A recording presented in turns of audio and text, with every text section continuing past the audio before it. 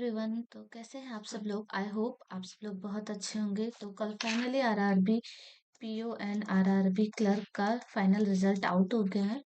तो मेरा दोनों ही रिजल्ट आने वाला था। सो बहुत दिनों से वेट था कि रिजल्ट आने वाला है। तो कल फाइनली रिजल्ट आउट हो गया। तो आरआरबी मैं दोनों के स्कोर कार्ड और यहाँ शेयर करती हूँ अपने दोनों रिजल्ट के। आरआरबी क्लर्क की बात करूँ तो आरआरबी क्लर्क में जो मेरा स्कोर बना है वो 44.6 बना है आउट ऑफ 100। और मतलब आरआरबी क्लर्क का जो मेरा एग्जाम गया था मेंस का, वो कुछ खास नहीं गया था, क्योंकि उसमें क्या हुआ था कि जो मेरा क्वांट सेक्शन था ना, एक्चुअली वो मेरा खराब चला गया था। मतलब उसका स्टार्टिंग ही मैं ऐसा उसमें अटकी थी जिसकी वजह से वो मेरा काफी खराब चल गया था। और मुझे पहले उसी टाइम पता चल गया था कि क्या कहते हैं, मेरा आरआरबी क्लर्क का जो मेंस है वो अच्छा नहीं गया है। सो मैं यहाँ पे आपको अपने स्कोर कार्ड शेयर कर देती हूँ कि सारे सेक्शंस में मेरे कितने मार्क्स आए। तो ये मेरा ओवरऑल मार्क्स है। और अब मैं अपना स्कोर कार्ड यहाँ पे शेयर कर देती हूँ। ठीक है। सो मेरा नाम ना रिजर्व लिस्ट में आया है ना फाइनल अलॉटमेंट में आया है, क्योंकि स्कोर काफी कम है जो कट ऑफ गई है उसके कंपैरिजन में बात करूँ तो। रीजनिंग की बात करूँ तो रीजनिंग में मेरे 30.25 है। यानी एक्चुअल मार्क्स जो मेरे रीजनिंग में है वो है, रीजनिंग में मेरे 37.81 मार्क्स है आउट ऑफ 40। तो रीजनिंग तो मेरा बहुत अच्छा गया था। और रीजनिंग में मेरे क्वेश्चंस काफी बन गए, मतलब बना दिए थे। तो ये मेरा मार्क्स है 37.81। इंग्लिश की बात, कंप्यूटर की बात करें तो कंप्यूटर में इसका एक्चुअल मार्क्स हो जाएगा 11.25। एंड जी में 5 मार्क्स ही हैं। और इंग्लिश में जो था इसका जो जी था बहुत ज़्यादा मॉडरेट आया था उस टाइम जब आरआरबी क्लर्क मेंस हुआ भी था।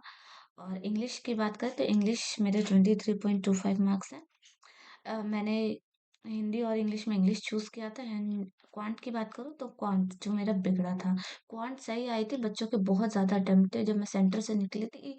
मतलब मैं जब पेपर दे रही थी ना, तभी मुझे पता चल गया था मेरा क्वांट खराब हो गया है, क्योंकि क्वांट बहुत ईजी था और मैं डीआई में ही अटकी थी। और ऐसा नहीं मैं एक गेम में अटकी थी, पता नहीं क्या हुआ था। मतलब डीआई पे डीआई में चेंज कर रही हूँ बट वो नहीं हो रहा है। ऐसा नहीं मैंने एक बार अटेम्प्ट किया, मैंने 2-3 बार किया अटेम्प्ट, बाद में भी आके किया, बट वो एक्चुअली मैं ऐसा अटकी कि मेरा खराब हो गया। तभी मुझे पता चल गया था कि मेरा ये पेपर हो गड़बड़ हो गया है। तो यहाँ पे मेरे ये जो एक्चुअल मार्क्स होंगे ये 11.87 मार्क्स होंगे। तो ओवरऑल मार्क्स मेरे 89.19 है। सो इससे तो मुझे होप नहीं थी, बट मेरे आरआरबी पीओ का एग्ज़ाम था, उससे मुझे काफ़ी ज़्यादा होप थी कि मेरा क्या कहते हैं उसमें हो जाएगा। तो मैं उसका स्कोर कार्ड भी आपके साथ शेयर कर देती हूँ और रिजल्ट शेयर कर देती हूँ कि कैसा रहा मेरा आरआरबी पीओ का रिजल्ट। ठीक है। तो आरआरबी पीओ की बात करें तो ये मेरा रिजल्ट है। ये भी मैंने आरआरबी क्लर्क भी मैंने उत्तर प्रदेश से फिल किया था, जनरल कैटेगरी से।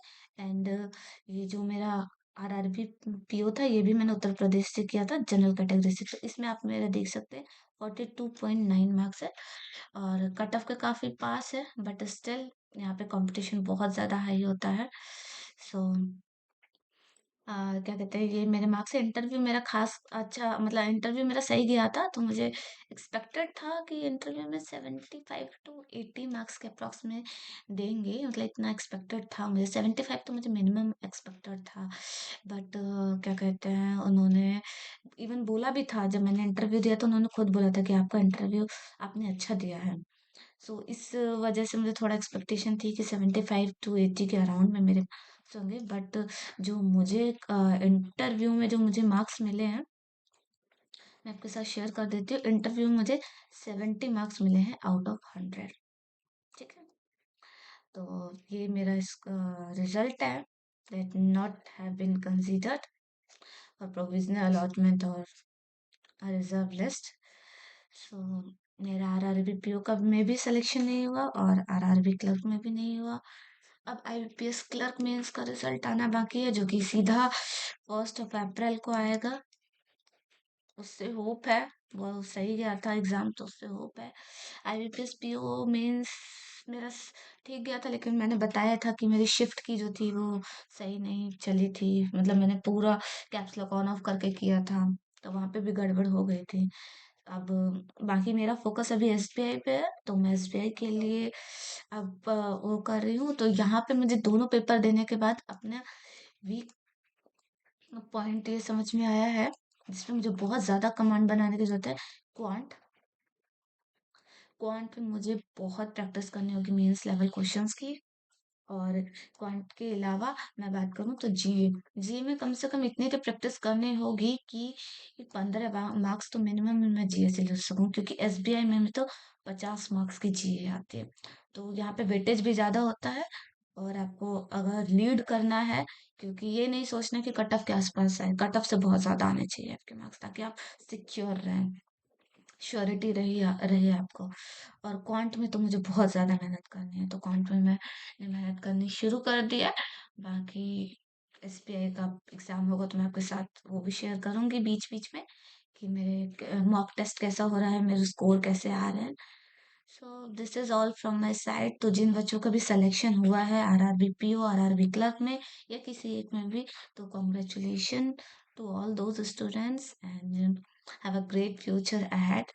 आप okay, so till then take care. Bye bye.